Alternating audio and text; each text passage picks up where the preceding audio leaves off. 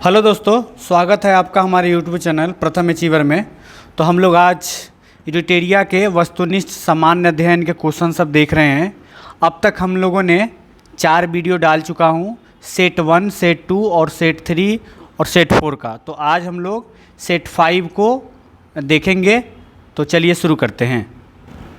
और इसके PDF के लिए आप डिस्क्रिप्शन में जाके टेलीग्राम का लिंक है, वहाँ से आप ये सारा PDF डाउनलोड कर सकते हैं। एक कोटेशन है, उसे आज क्लास की शुरुआत करते हैं। जिंदगी का शौक़ पाला नहीं जाता, शीशे का प्याला कभी उछाला नहीं जाता, मेहनत से संवर जाती है ज़िंदगी, हर काम तकदीर पे डाला नहीं जाता। तो चलिए शुरू करते हैं सेट 5। पहला क्वेश्चन है, झारखंड राज्य के विभाजन के पूर्व बिहार में लोकसभा और राज्यसभा की सीटों की संख्या क्रमशः कितनी थी? तो ये 54 और 22 थी, यानी कि लोकसभा की सीटें 54 थी और राज्यसभा की सीटें 22 थी। नेक्स्ट क्वेश्चन है, बिहार में अब तक कुल कितनी बार राष्ट्रपति शासन लग चुका है? तो ये 8 बार राष्ट्रपति शासन लग चुका है। थर्ड क्वेश्चन है, निम्नलिखित में कौन राज्यपाल उसके पद से बर्खास्त कर सकता है? तो राज्यपाल को कौन बर्खास्त कर सकता है?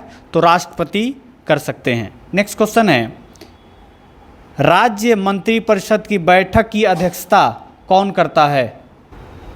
तो इसकी अध्यक्षता मुख्यमंत्री करते हैं। नेक्स्ट क्वेश्चन है, भारतीय संविधान के किस अनुच्छेद में महाअधिवक्ता का वर्णन किया गया है? तो ये 165 में महाअधिवक्ता का वर्णन किया गया है। नेक्स्ट, कोई विधेयक धन विधेयक है या नहीं, इसका निर्णय कौन करता है? तो इसका निर्णय विधानसभा के अध्यक्ष करते हैं। निम्नलिखित में से कौन व्यक्ति बिहार के मुख्यमंत्री पद पर सबसे कम समय तक रहे? तो ये हो जाएगा सतीश प्रसाद सिंह। नेक्स्ट क्वेश्चन है, दिए गए विकल्पों में सबसे कम जिला वाला प्रमंडल कौन सा है? तो ये हो जाएगा भागलपुर, ऑप्शन नंबर ए। किसी राज्य का संवैधानिक प्रधान कौन होता है? तो संवैधानिक प्रधान राज्यपाल होते हैं। नेक्स्ट, बिहार में लोकसभा हेतु कितने सीटें अनुसूचित जाति के लिए आरक्षित किया गया है? तो ये 6 सीटें अनुसूचित जाति के लिए आरक्षित किया गया है। उर्दू भाषा को द्वितीय राजभाषा के रूप में मान्यता देने वाला भारत का वह पहला राज्य कौन है? तो ये है अपना बिहार। नेक्स्ट है, जिला परिषद अध्यक्ष अपना त्यागपत्र किसे देता है? तो ये जिला दंडाधिकारी यानी कि DM को अपना त्यागपत्र देता है। बिहार का कौन सा जिला नेपाल और पश्चिम चंपारण दोनों से सीमा साझा करता है? तो ये किशनगंज जो है बिहार और पश्चिम बंगाल दोनों से सीमा साझा करता है। नेक्स्ट क्वेश्चन है, किस भारतीय राज्य के साथ नेपाल सबसे लंबी सीमा साझा करता है? तो ये अपना बिहार हो जाएगा, जो नेपाल के साथ में सबसे लंबी सीमा साझा करता है।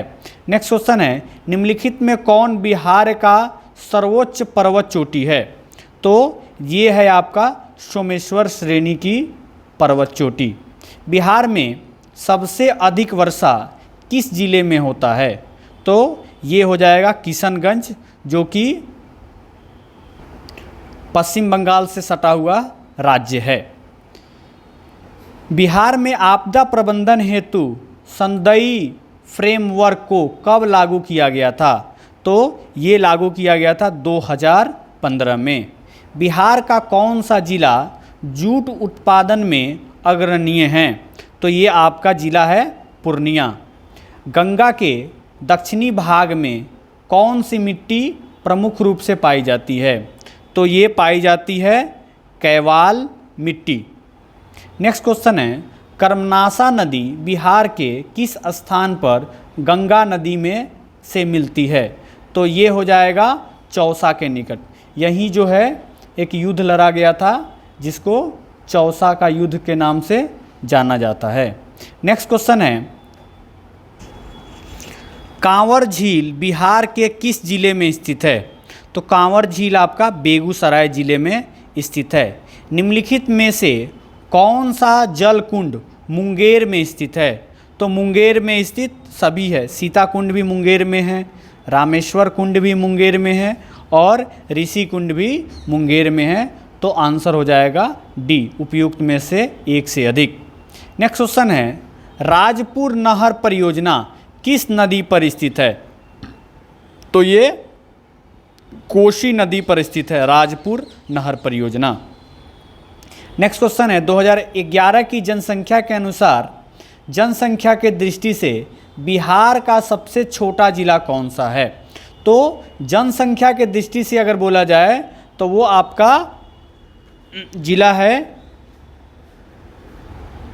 Sheikhpura, option number B. Bihar के किस जिले की महिला साक्षरता दर न्यूनतम है, यानी कि वहाँ की महिलाएं पढ़ी लिखी कम हैं?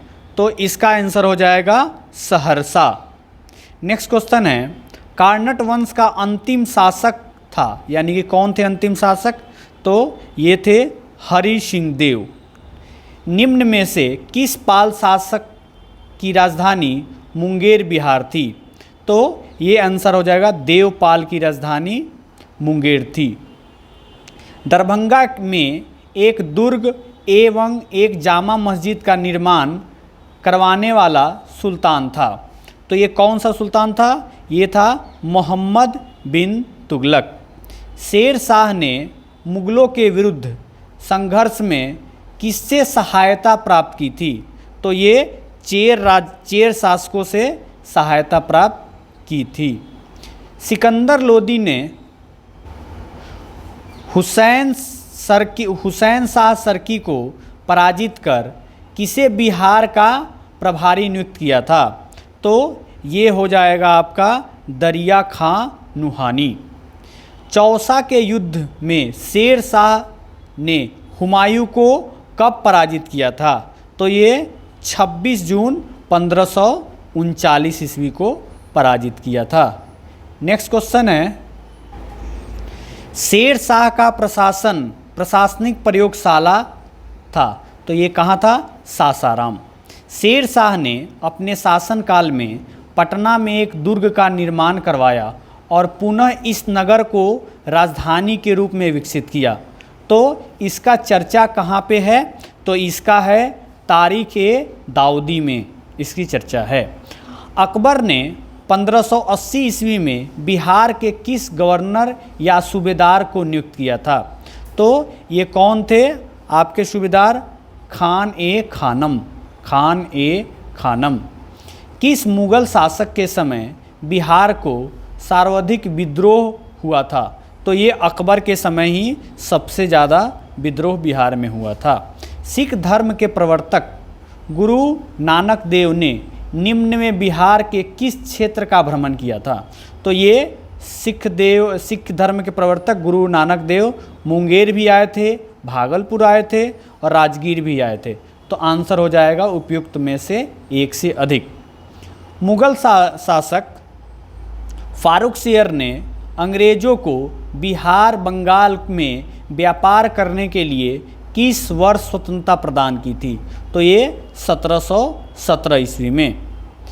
किस मुगल शासक के शासनकाल में अंग्रेज़ों ने पटना में अपना पहला फैक्ट्री स्थापित किया था?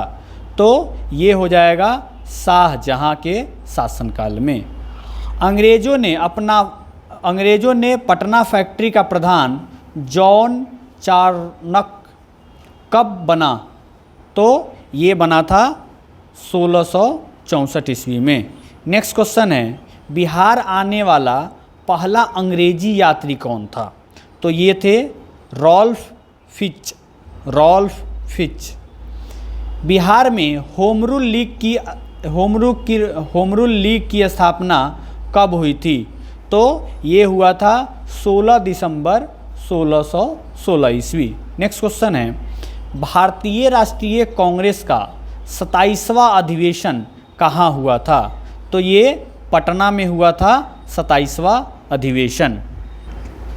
तो कांग्रेस से जुड़े अधिवेशन, एक 27वां अधिवेशन पटना में हुआ था, और एक हुआ था 37वां अधिवेशन, ये आपका गया में हुआ था, और एक हुआ था 54वां अधिवेशन जो हुआ था ये रामगढ़, जो कि अब जो है झारखंड में है। और ये 27वां अधिवेशन ये 1912 में हुआ था, ये 1922 में हुआ था, और 54वां अधिवेशन 1940 ईस्वी में हुआ था। तो ये आप याद रख सकते हैं। नेक्स्ट क्वेश्चन है, मुजफ्फरपुर बम कांड 1908 ईस्वी में किसे फांसी की सज़ा हुई थी? तो मुजफ्फरपुर बम कांड के लिए खुदीराम बोस को फांसी की सज़ा हुई थी। चंपारण में कृषि की स्थिति की जांच के लिए नियुक्त जांच समिति के अध्यक्ष थे, तो कौन थे? ये थे एफ.जी. स्लाई।